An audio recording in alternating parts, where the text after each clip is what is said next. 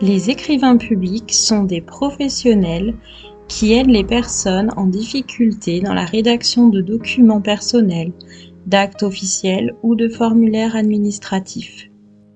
Si vous avez des difficultés à réaliser vos démarches administratives, que vous n'êtes pas à l'aise avec le numérique ou que vous avez peur de faire des fautes d'orthographe ou fautes de français, ne restez pas seul face à vos difficultés. Vous pouvez solliciter un écrivain public, il y en a probablement un proche de chez vous. Ils peuvent vous aider à faire des courriers personnels, des dossiers administratifs, des récits de vie ou encore animer des ateliers d'écriture.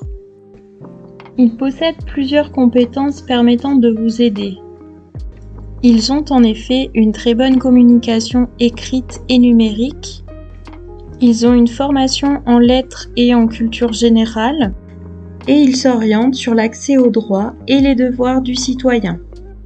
Enfin, ils ont une capacité d'écoute active et surtout, ils font preuve de discrétion et de confidentialité dans les échanges.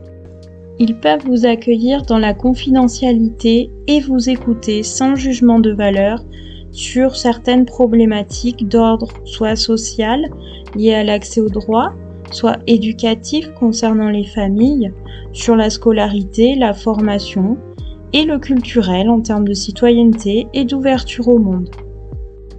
Parfois, les écrivains publics ne peuvent pas résoudre votre demande car elle nécessite l'intervention d'un autre professionnel.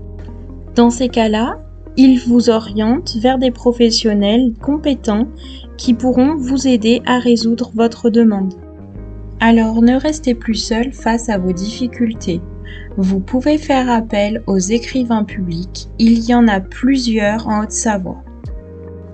Que vous maîtrisiez ou non la langue française, que vous soyez à l'aise ou non avec les outils numériques, ou que vous ayez tout simplement besoin d'être rassuré, corrigé ou orienté dans votre projet, vous pouvez les solliciter par exemple pour être accompagné dans la rédaction de divers courriers, mais aussi pour avoir une relecture ou pour la compréhension des courriers.